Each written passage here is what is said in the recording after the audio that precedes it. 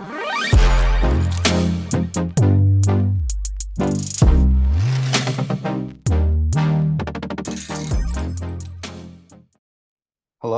and welcome back to the Barella Global YouTube channel. My name is Kyle Barella, and I'm the managing attorney here at the firm.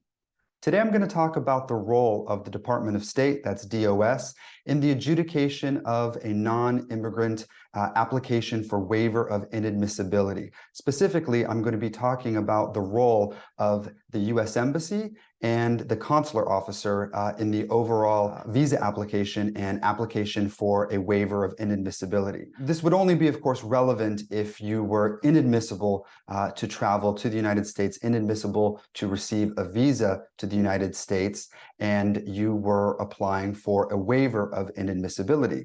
Now, contrary to what a lot of people may believe, the consular officer at the U.S. Embassy where you're applying for the visa, they are not responsible for adjudicating and determining whether or not you should be granted the waiver of inadmissibility. The Secretary of State has actually given consular officers in the Department of State the discretionary authority to either recommend or not recommend an applicant for a waiver of inadmissibility.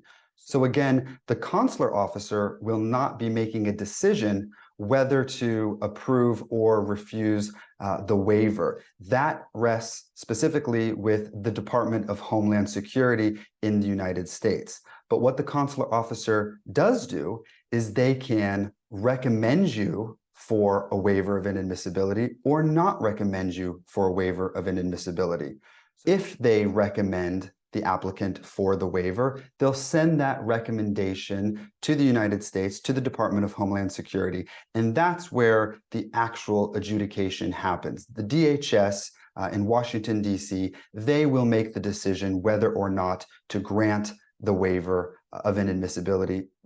So let's talk about a hypothetical. Let's talk about how the overall adjudication of the visa and waiver matter works. So let's say that you're applying for a visa at the U.S. Embassy in London. You're applying for a standard temporary visitor visa for limited tourism purposes, limited business purposes, a B1/B2 visa. So what happens is you will schedule your visa appointment at the U.S. Embassy in London. You will attend your appointment. And let's say that you previously received you have a conviction on your police record for possession of cannabis. Well, the consular officer must, under the law, refuse you for having violated a controlled substance law, and they will find you inadmissible to the United States for that controlled substance violation. So what then is the role of the consular officer? Well, if the consular officer believes that you should be granted the waiver, as I mentioned earlier, they can recommend you for a waiver. So they send their recommendation to the Department of Homeland Security.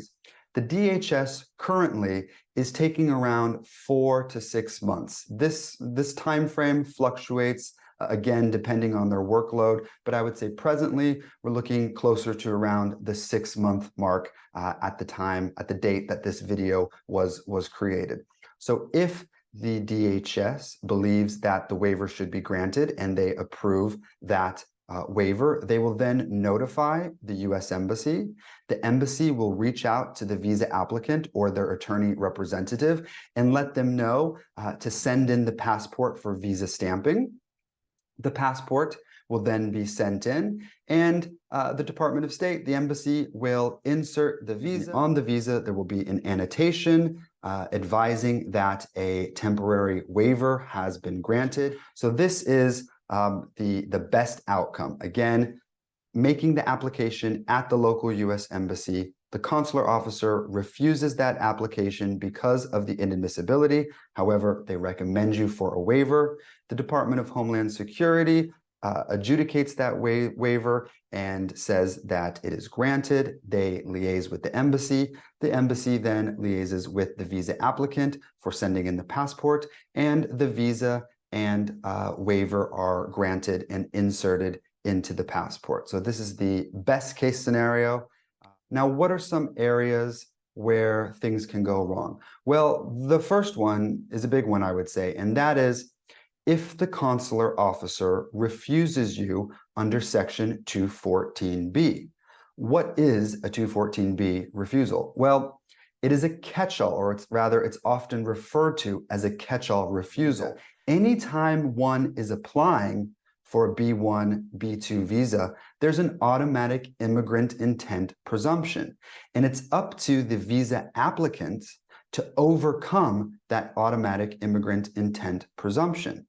Now, if an applicant was unable to overcome that immigrant intent presumption, or because again, I said it was a catch-all refusal, or if the consular officer in their discretion wishes to refuse the visa under Section 214B, they can do so. It's unfortunately very subjective. Consular officers have a great deal of discretion in terms of refusing applications under Section 214B. If a consular officer feels as though the applicant is an intending immigrant, they have the right. And when I say feel, I truly mean feel. If they have just a feeling, they have the right to refuse that application under Section 214B. So again, it's very subjective. A lot depends on the individual consular officer. If you are refused under Section 214B, then the consular officer doesn't even have to address your inadmissibility for, let's say, again, in our example, the controlled substance violation. They don't need to address it. They don't have to recommend or not recommend the applicant for a waiver. It simply ends there, and the individual applicant will not be able to obtain a visa to the US, at least that day, and they'll not be able to travel to the United States. Of course, another area where things can go wrong, where there can be issues, is if the consular officer doesn't recommend the applicant for a waiver. If they don't recommend you for a waiver, then there is nothing to send over to the DHS, and again, the application ends there. So what are the eligibility criteria? What are consular officers looking at when determining whether or not to recommend you for a waiver of inadmissibility? So the first thing that the consular officer is going to be looking at deals with the 214B refusal that I just spoke about. They're going to be looking to ensure that you aren't ineligible to receive a visa under 214B. The consular officer is also going to look at other ineligibilities that may preclude you from obtaining a visa. And of course, the consular officer is going to want to determine that you are eligible to receive whatever visa it is that you are applying for, whichever non-immigrant visa you're applying for. So in our example, they're going to want to make sure that you meet the eligibility criteria to receive a B1, B2 visa. So the first factor that a consular officer is going to consider in terms of whether or not to recommend you or not recommend you for a waiver is the recency and seriousness of the event or the action that led to the inadmissibility. Of course, the more serious the offense, the harder it is going to be to get a recommendation, as well as the passage of time. One is going to have a greater chance of being recommended for a waiver if there's a larger passage of time between the controlled substance conviction and the visa application. The second factor that consular officers are going to consider is the proposed travel. Is the applicant looking to obtain a visa for simply tourism purposes because they want to go to Disney World with their family, or are they applying for a non-immigrant business visa and they have a very important role to fulfill in the United States, and a US company, let's say, may suffer financial loss if the applicant is not granted the waiver. So this is something that they're going to be looking at as well, whether or not, or rather what the proposed travel is. What's the reason for needing the visa? The consular officer is also going to be looking to see if there are any positive or negative effect, if any, that the planned travel to the United States may have on US public interest.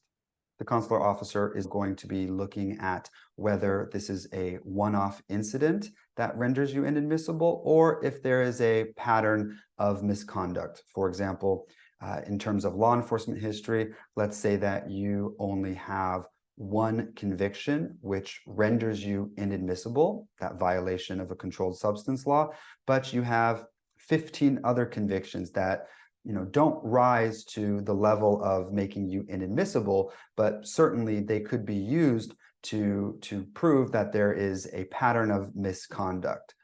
And finally, the consular officer is going to be looking to see if there is any evidence of reform or rehabilitation that could encourage them to recommend you for the waiver. So if in determining all of those factors that I just mentioned, the consular officer wishes to recommend you for a waiver, they can do so, and they send their recommendation off to the Department of Homeland Security. In very rare circumstances, rare cases where there is really an urgent humanitarian need, a consular officer can request, again, they don't adjudicate the waiver application, but they can request that the DHS expedite that adjudication of the waiver application based off of an urgent humanitarian need or U.S. government interest. I want to thank you for taking the time to view our YouTube channel.